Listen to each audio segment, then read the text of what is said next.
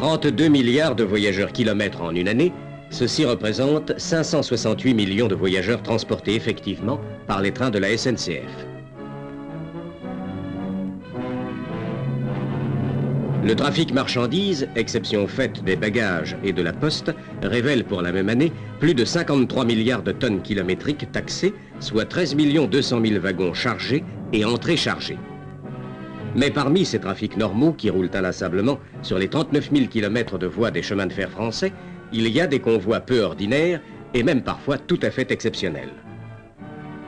Cet énorme tube de 140 tonnes, de près de 25 mètres de longueur et de 2,50 m de diamètre, est une tour de lavage construite par la société Alstom à Belfort et destinée aux usines pétrolières de Lacq.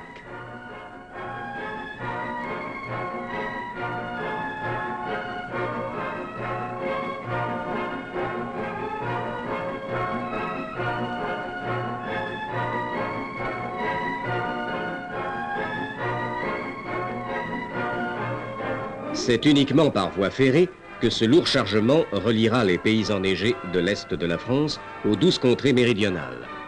Dijon, Tours, Poitiers, Bordeaux seront les étapes de ce long itinéraire de 1171 km.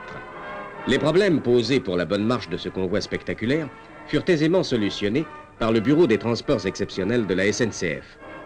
En raison de sa longueur et de son poids, cette tour a dû être placée sur 2 bogies spéciaux et fut fixée sur 2 berceaux, reposant eux-mêmes sur les bogies par l'intermédiaire de 2 traverses pivotantes. Lacq, enfin, où ce monstre d'acier va trouver son plein emploi et participer à sa façon au développement de cette vaste et moderne entreprise française, la Société nationale des pétroles d'Aquitaine.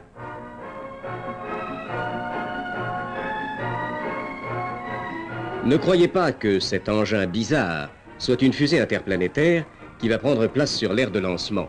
Ce n'est qu'un wagon mélangeur destiné au transport de la fonte en fusion. En effet, plusieurs usines sidérurgiques françaises effectuent, avec l'aide de la SNCF, ces curieux transports sur de petits parcours. Ainsi, du haut fourneau à l'usine utilisatrice, la baisse de température du métal liquide est très faible. Ceci constitue un gain considérable de temps et de combustible. On utilise pour ces transports des engins de construction spéciale dont les parois sont doublées intérieurement d'isolants réfractaires. La charge utile autorisée est 109 tonnes. Le poids total sur rail, 214 tonnes.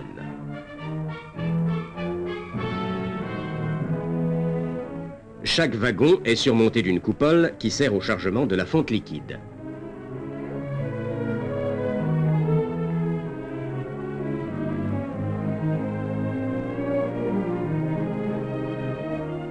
Le métal en fusion qui sort du haut fourneau coule dans un caniveau de sable, telle une guirlande luminescente.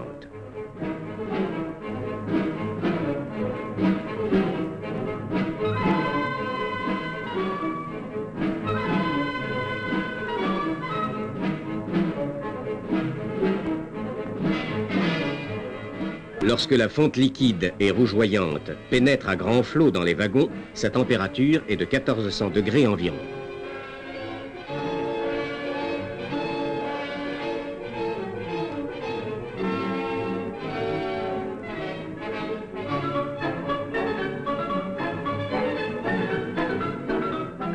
Le laitier qui surnage sur la coulée est récupéré et versé dans des poches pour être utilisé sous diverses formes.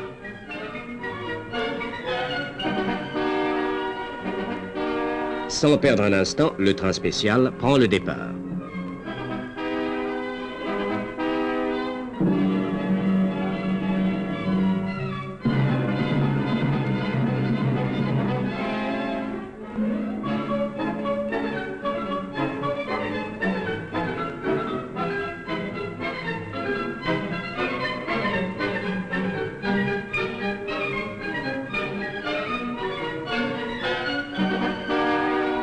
À l'usine utilisatrice, la fonte liquide est à 1310 degrés.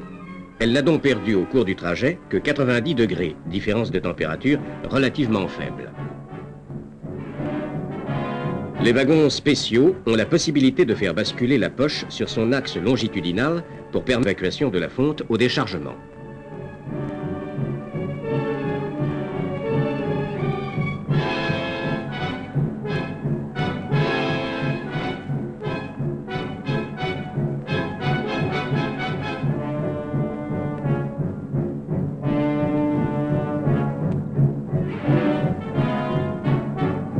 Dans un fantastique feu d'artifice, le métal en fusion est reçu dans des wagons poches et sera immédiatement dirigé vers les convertisseurs pour y être traité.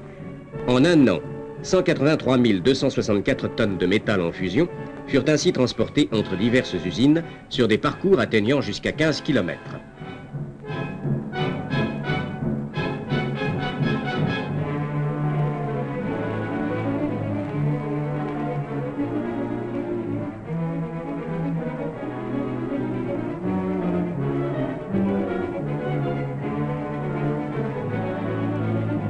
Depuis quelques années, les lingots chauds sont transportés entre les usines sidérurgiques dans des containers spéciaux.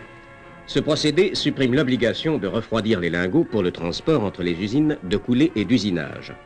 Il évite les risques de modification dans la qualité de l'acier au cours de ces refroidissements. Il évite aussi le réchauffage de ces lingots froids promis au laminage et qui immobilisent les fours pendant de longs jours en exigeant une grosse dépense d'énergie.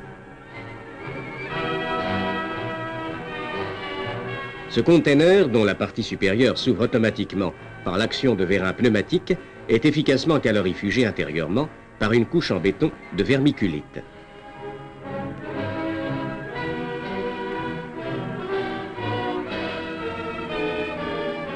Il va recevoir 2 lingots portés à la température de 800 degrés, qui tour à tour, dégagés de leur moule, vont être saisis par les puissantes mâchoires d'un pont roulant pour leur transfert dans le container.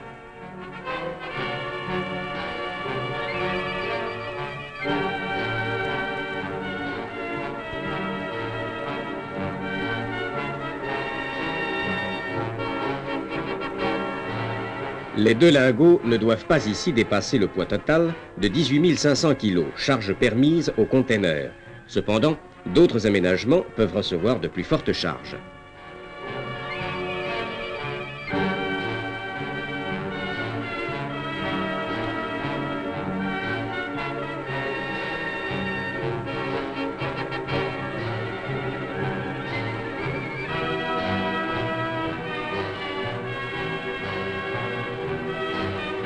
Aussitôt mis en place, les lingots sont recouverts par la partie supérieure du conteneur qui vient fermer hermétiquement celui-ci.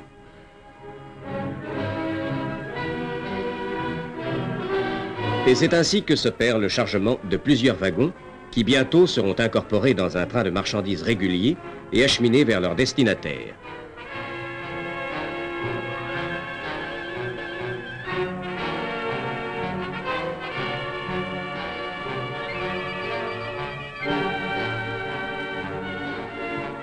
Si ce transport de lingots avait sa place il n'y a pas très longtemps encore, parmi ceux un peu exceptionnels, il est aujourd'hui devenu courant et tout à fait normal. Car en 1959, 28 800 tonnes de métal chaud furent ainsi transportées.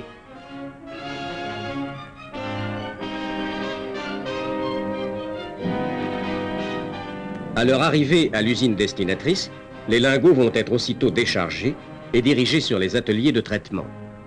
Leur température a baissé de façon tout à fait insignifiante sur de courts trajets, car on a constaté que sur un parcours de plusieurs heures et de près de 100 km, les lingots chargés à 770-800 degrés révélaient une température à l'arrivée variant entre 725 et 730 degrés. Cette imposante pièce mécanique, largement colorée, est le rotor destiné à la première turbine française, utilisant l'énergie des marées, provisoirement installé dans un ancien bassin de radoux du port de Saint-Malo. Construit à Grenoble, cet élément essentiel de la turbine ne pèse pas moins de 90 tonnes. Son diamètre est de 3,50 m et sa longueur atteint 7 mètres. Son transport va s'effectuer entièrement par voie ferrée. C'est une traversée de la France de sud-est en nord-ouest que va accomplir notre voyageur de marque sur plus de 1000 km. Après Chambéry, Dijon, la banlieue parisienne, d'autres villes encore salueront tour à tour son passage.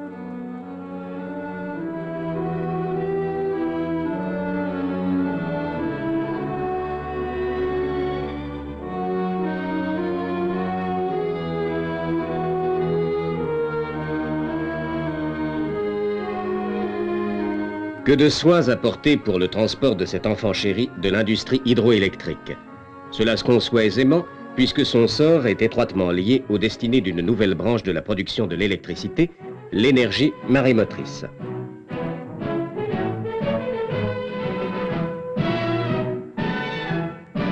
Saint-Malo. La patrie des corsaires n'accueille plus aujourd'hui des Duguay-Trouin ou des Surcouf victorieux et couverts de gloire au retour de longues courses sur les océans.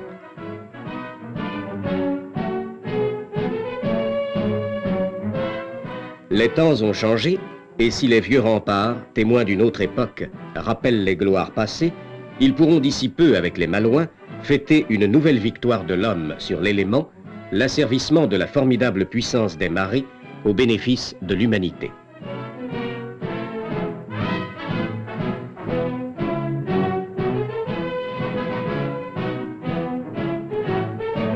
L'installation d'essai, qui développera 9000 kW sous une différence de niveau de 5,50 m, peut être considérée comme le prototype du futur barrage-usine de l'embouchure de la Rance.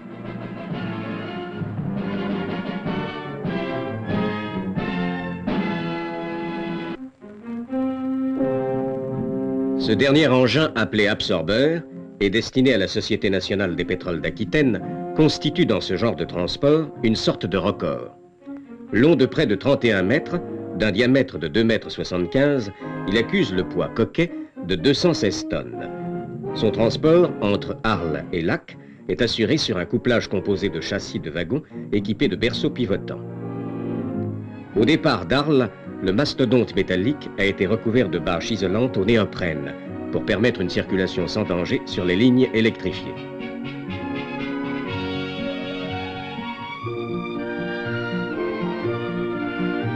On passe à Montpellier, capitale universitaire du Languedoc. Puis c'est Frontignan et son vin de muscat réputé.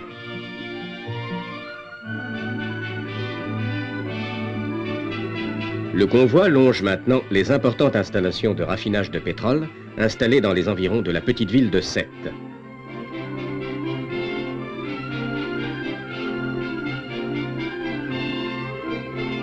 Puis, franchissant un canal sur un moderne pont-levis métallique, il se dirige maintenant vers Béziers.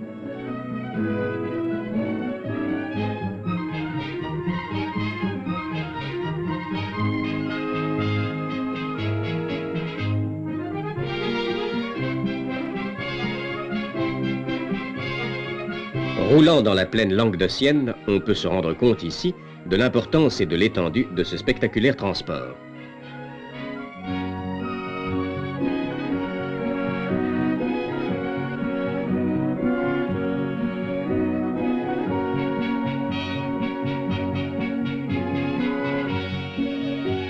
La cathédrale Saint-Nazaire, véritable forteresse de Béziers, témoin de la croisade des Albigeois, reste indifférente aux progrès qui passent.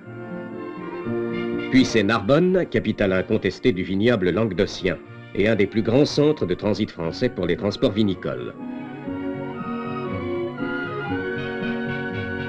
Voilée de brume au fond de sa vallée, Lourdes, centre mondial de pèlerinage, est bientôt franchie.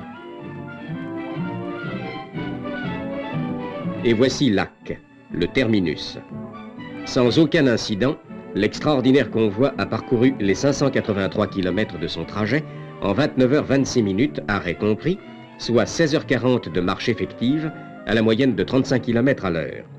Ce transport exceptionnel offre un nouveau record à la SNCF, celui de la plus lourde charge indivisible transportée par fer. En pénétrant dans les installations de l'usine de Lac, la vue se porte sur un curieux décor, tout jaune, tandis que l'odorat se trouve surpris par l'âcreté de l'air. Le soufre, à l'état liquide issu des unités de raffinage, il est projeté sur les aires de stockage où il se solidifie au contact de l'atmosphère. Le gaz de Lac étant très sulfureux, la production du soufre vient en deuxième position. Les produits obtenus en traitant 1 million de mètres cubes de gaz sont les suivants. 600 000 mètres cubes de gaz sec, 200 tonnes de soufre, 10 tonnes de propane, 10 tonnes de butane et 35 tonnes d'essence.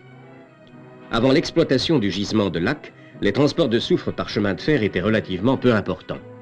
En 1957, 67 400 tonnes seulement ont été remises aux lignes de la SNCF. Cela résulte de ce que le soufre provenait surtout d'importations par mer, que les usines et raffineries sont installées dans les ports et qu'elles en réexpédient une partie importante par des voies concurrentes et également sous d'autres formes que le soufre brut. L'exploitation du gisement de Lac s'étant développée beaucoup plus rapidement qu'il n'était prévu, et sa production en soufre dépassant largement le volume de nos besoins intérieurs, une assez forte proportion peut être destinée à l'exportation. C'est pourquoi une installation mécanique tout à fait moderne de chargement en wagon fut construite dans l'enceinte de l'usine.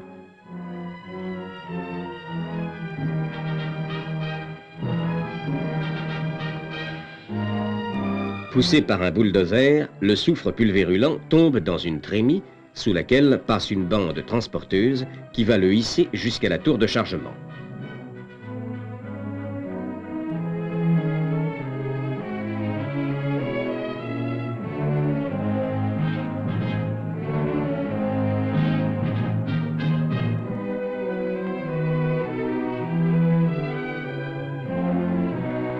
Le train de 24 wagons trémies est chargé automatiquement par un dispositif répartiteur de la charge qui est de 1200 tonnes.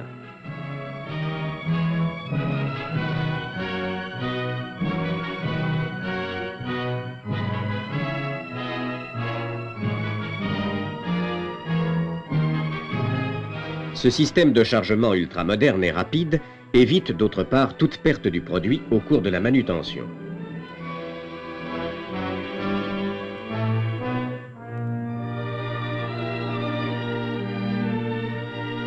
Aussitôt chargé, le train prend le départ pour le port de Bayonne-Blampignon, où il va remettre son chargement entre les mains des navigateurs.